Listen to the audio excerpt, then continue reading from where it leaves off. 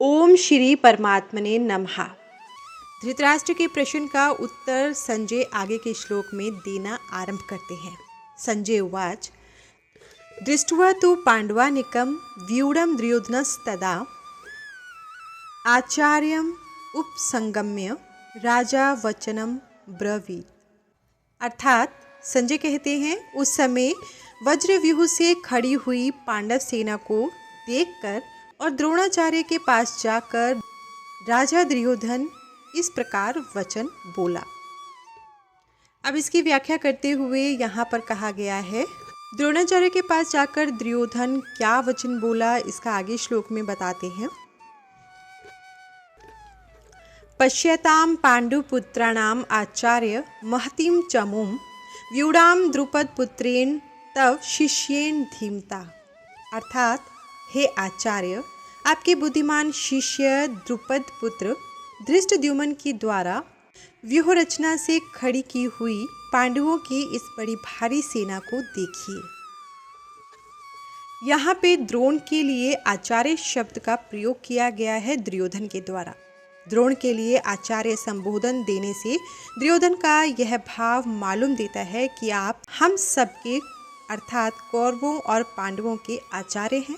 शस्त्र विद्या सिखाने वाले होने से आप सबके गुरु हैं, इसलिए आपके मन में किसी का पक्ष या आग्रह नहीं होना चाहिए। आगे तव शिष्येन धीमता, ये शब्द जब श्लोक में दुर्योधन ने प्रयोग में लाए हैं तो इन पदों का प्रयोग करने में दुर्योधन का भाव यह है कि आप इतने सरल हैं कि अपने मारने के लिए पैदा होने वाले धृष्टद्युम्न को भी आपने अस्त्र शस्त्र की विद्या सिखाई है, और वह आपका शिष्य धृष्टद्युम्न इतना बुद्धिमान है कि उसने आपको मारने के लिए आपसे ही अस्त्र शस्त्र की विद्या सीखी है। इस श्लोक में दुर्योधन ने धृष्टद्युम्न पद को न कहकर द्रुपद पुत्र को कहा है। यह पद कहने का आशय है कि आपको मारने के उद्देश्य को लेकर ही द्रुपद ने याज और उपयाज नामक ब्राह्मणों से यज्ञ कराया, जिससे धृष्टद्युम्न पैदा हुआ। वही यह द्रुपद पुत्र धृष्टद्युम्न आपके सामने प्रतिपक्ष में सेनापति के रूप में खड़ा है।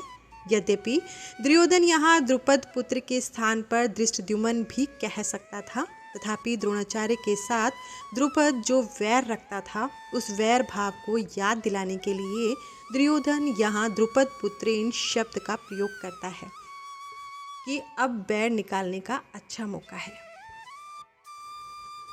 द्रुपद पुत्र के द्वारा पांडवों की इस व्यूहाकार खड़ी हुई बड़ी भारी सेना को देखिए आचार्य, ऐसा दुर्योधन कह रहे हैं। तात्पर्य है कि जिन पांडवों पर आप स्नेह रखते हैं, उन्हीं पांडवों ने आपके प्रतिपक्ष में खास मारने वाले द्रुपद पुत्र को सेनापति बनाकर व्यूह रचना करने का अधिकार दिया है। अगर पांडव आपसे स्नेह रखते तो कम से कम आपको मारने वाले को तो अपनी सेना का मुख्य सेनापति नहीं बनाते, इतना अधिकार तो नहीं देते, परंतु सब कुछ जानते हुए भी उन्होंने उसी को सेनापति बनाया। कहने का तात्पर्य है कि यह पांडव सेना युद्ध के लिए तैयार होकर सामने खड़ी है, अतः हम लोग इस सेना पर किस तरह से विजय कर सकते हैं, इस विषय में आपको जल्दी से जल्दी निर्णय लेना होगा।